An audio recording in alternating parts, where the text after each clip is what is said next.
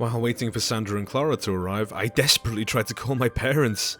I had no idea what to tell them, and I just now realised I was probably an idiot for not involving them sooner. On the other hand, this whole situation got out of hand pretty quickly. I knew my dad had a 12-hour shift today, which meant that he couldn't be home for hours, and they likely wouldn't pick up my phone, so I tried to call Mum. Nothing. Before I could panic too much, I remembered that she was going to meet some friends after work. Well, Leah, I thought, your timing is really excellent. I heard a key turning in the lock, and then Clara and Sandra burst into the house. We need salt! Sandra exclaimed before running into the kitchen. Clara was holding a baseball bat and looked at me with seriousness.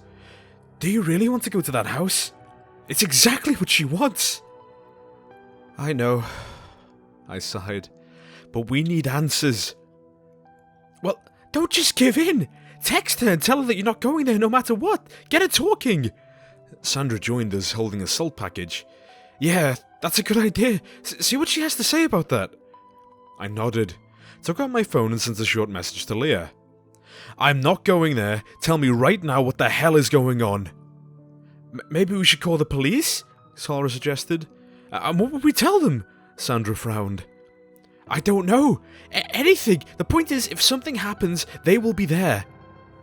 Before anyone could say anything more to this, my phone buzzed. A few seconds later, so did Sandra's. It was Leah messaging us again. Whatever, Jim. I'm going back one way or the other. And almost immediately I received a new message. Are you really gonna let me disappear again and do nothing about it? I froze. Sandra, who just read her own message, blanched.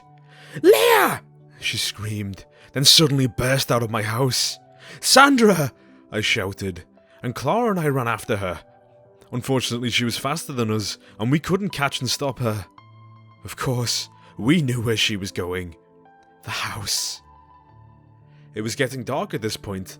The moon was already visible in the sky. I noticed it was a full moon, but didn't really have time to think about that.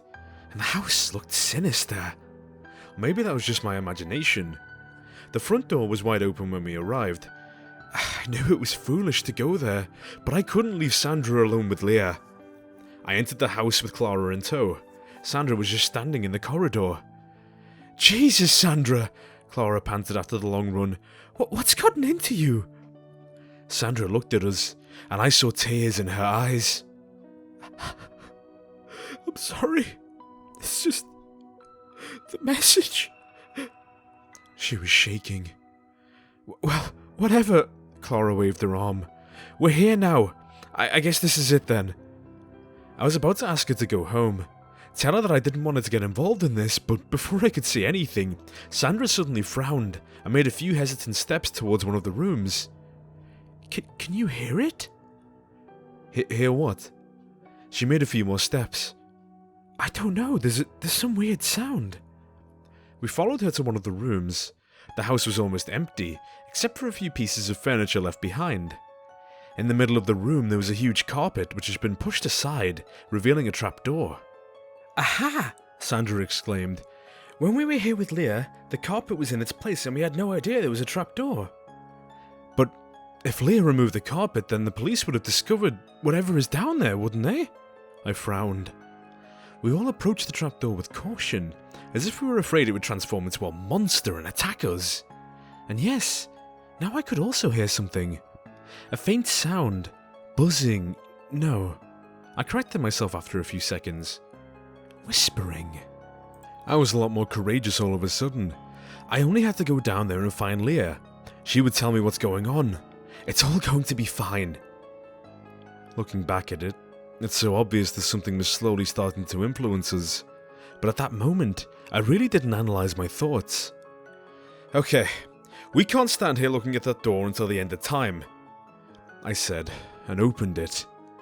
We climbed down the stairs and found ourselves in a large empty basement. For a few seconds we stood there, confused. Was that it? Wasn't there anything more? There must be something else, Sandra said. I'm thinking. I watched as she walked around, then suddenly pressed against the wall. I heard a noise and turned around. The opposite wall suddenly opened up to reveal a secret passage. We looked at each other. Alright, let's go, I said. I was the first one to enter the narrow corridor, with Sandra and Clara right behind me. The whispering was louder now, but I didn't really care about it. I only had to find Leah, and then everything would be alright. The passage suddenly widened, and we stood in a small chamber. I gasped. The place looked like some kind of occult shrine. Strange symbols on the walls, statues, but I didn't look around much because my attention was immediately drawn to the middle of the room. There was a portal. It looked like a black panel, and it seemed as if a thick black smoke was rising from it. Leah was standing in front of it and turned around when she heard us.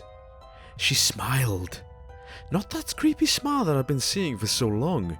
She seemed truly happy. And yet, her eyes, they were still somehow wrong. I struggled to think. It was harder with every second. Jim, Sandra, so you've come. And you brought Clara as well. Wonderful. My gaze was drawn back to the portal. 1 second it almost seemed full of strange colours. Then I blinked, and it was black again. Leah! What's going on? I'm going to show you, she said, the smile still on her lips. She looked elated. You just need to go through that portal with me. You won't believe what's on the other side. What is there? I looked at the portal again. It wasn't black anymore. No, it was definitely never black. It was vibrant and colourful. It looked beautiful. I can't tell you, Jim. It's impossible to describe. You wouldn't understand if I just told you. You need to step inside to feel it. She reached out her arm. Come, let me show you. She looked at Sandra and Clara, who were standing behind me. Sandra has to come too. She gave her friend a bright smile. You won't leave me alone again, Sandra, will you? You will go in with me. You need to see this. So does Clara. You will go there with Jim, right? You two will be together forever if you do it. Yes. Clara sounded slightly dazed. I'll go with Jim. I wanted to take Leah's hand to see what she was talking about. Step inside that colourful, beautiful world. But no, there was something strange about it. You said you will tell me who Christopher is, I said. Leah's face fell. Oh, Christopher.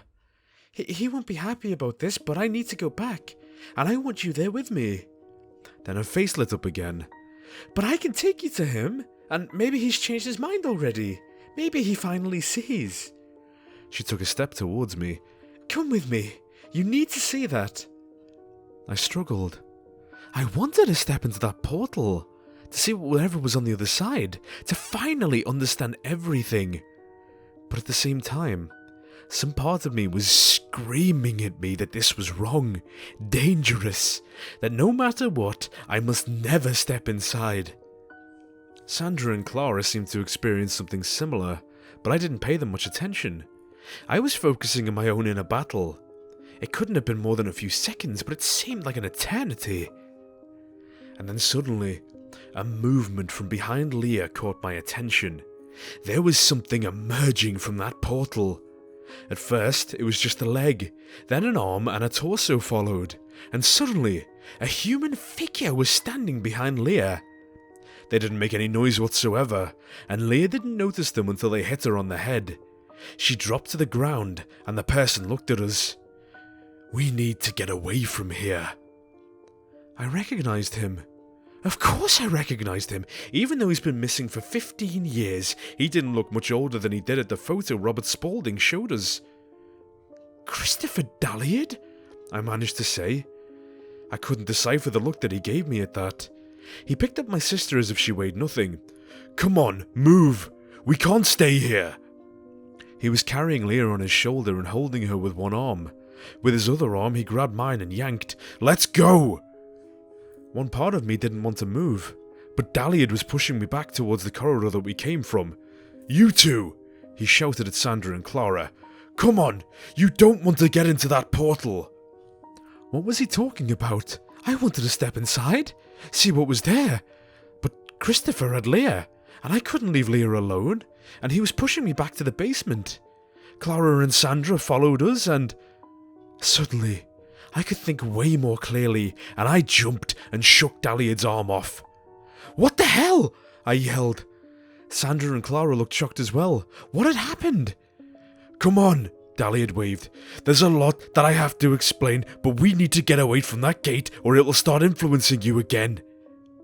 But now, I could think clearly, and this was Daliad standing in front of us with my unconscious sister bent over his shoulder, and I had no idea what was going on. "Wait," I said, stopping him. "What the hell do you want from us?" "Right now, I want to save you. You can thank me later. I'll tell you what you need to know, but we really need to get out." He climbed up the stairs and we reluctantly followed him. I had no idea what was going on, but he led us away from the gate instead of forcing us to go in, and that had to mean something, right? I expected him to exit the house, but instead, he went to one of the rooms on the second floor and put Leah down on the ground.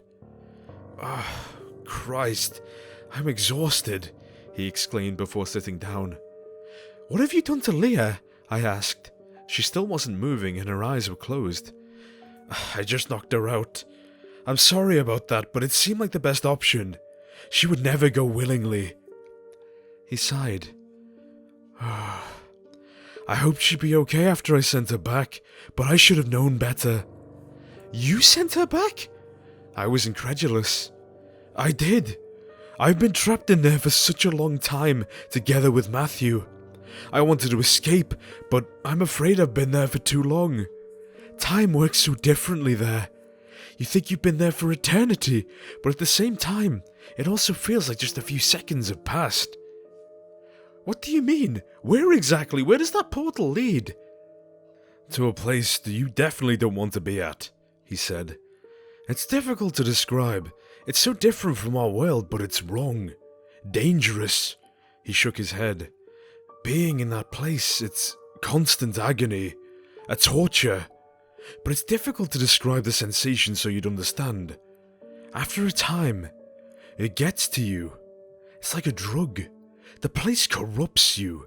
You begin to think that you belong there, that arriving there was the best thing that could have happened to you, and you don't want to leave."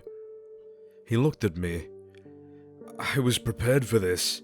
Matthew was prepared for this, and the place is still getting to us. It already has him, and I've been mostly able to resist so far, but I feel that it's slowly changing me. I can't leave it permanently. I can't even bring myself too far for the gate." His gaze went to Leah. "Leah didn't stand a chance. The place got to her quickly." "So, she wanted to come back there?" I asked, at the same time as Clara said, "But why did she want to take us with her?" He looked at both of us. "Like I said, the place corrupted her. A part of her now belongs there, and that place, whatever it is exactly, it wants more. It wants people to come in. I don't know why. There's still so much I don't know about that realm. I believe that the corrupted part of Leah wants to serve, to bring people in." "How did she even become trapped in the first place?" Sandra asked. "I am unsure.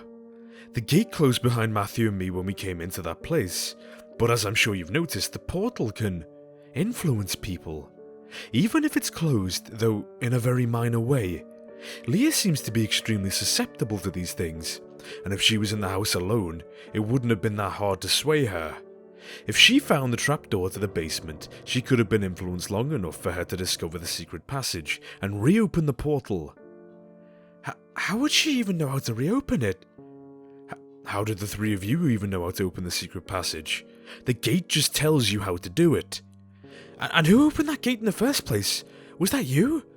He nodded. "Matthew's Aunt Marcia and I. We were trying to open it for many years. Marcia knew that her nephews, Matthew and Robert, had some natural talent for these things. Robert unfortunately didn't believe in any of this, but Matthew joined us. Our first attempt was unsuccessful, and Marcia died while opening the gate, and the second attempt..." He was silent for a few seconds, and then continued. "Once the gate has been established, opening it is easier. I think now that during our first attempt we already established a gate somehow, but it was this, for lack of a better word, broken. When it was opened, Matthew went in first and the gate immediately closed behind him. That wasn't supposed to happen. We thought that both of us would enter, explore the realm and then come back. I tried to get that gate reopened immediately. I managed to do that, and Matthew came back. But no matter what we tried, we couldn't close the gate. As it was open, it started to influence us more and more. Matthew insisted that we can't go back, but eventually he succumbed. I tried to stop him, but he went back, and I foolishly jumped after him before the gate closed. I thought I would be able to open the gate from there, but while it's possible, it's extremely difficult. Plus, it works differently from the other side. When Leah came, I've already attempted multiple times but have been unsuccessful. When I finally managed to open it, I managed to send Leah out, even though she protested, but, like I said, I've already been influenced by that place. Before I could bring myself to exit, the gate closed again. I hoped at least Leah would be safe, but as it appears it was too late. He sighed and got up. Now listen. I told you everything that you need to know. Now you need to get out. Don't ever come into this house again. If it's possible for you, don't let anyone ever come to this house. It's too dangerous. Send Leah away if you can so she won't be tempted to get back again. She still has a chance to break free, but first she needs to be as far from this place as possible. And what about you? I asked. What do you think? I'm going back. What? But you got away! Sandra looked like she couldn't believe her ears. Listen, from what I know, this gate can be closed only in two ways. Either by somebody going through it, or by a very long ritual which we don't have time for. If we attempt it, the gate will have enough time to start influencing us again. It's my theory that it's somehow stronger when it's at full moon, which is probably why Leah waited until now to open it. She needed the gate's influence to help her sway all of you. If you hesitated long enough after somebody already stepped through, the gate would close. How would she know about that? I'm afraid that I told her. When she came, before she was corrupted, she really wanted to get back. I shared my knowledge with her, which was probably a mistake. He eyed us. You now know everything that you need to know, and now go. Are you sure there isn't another way? Sandra asked. I'm sure. And like I said, even if there was, I've been in there too long. I have to return. This is the easiest way to get it over with. Besides, his tone suddenly slightly changed. I can't leave Matthew in there alone. And so we went.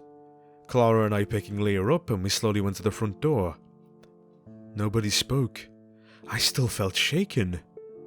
As we were getting closer to the trap door, I felt the whispering again. Suddenly, I felt horrible. I couldn't leave Christopher in there alone. I could go with him.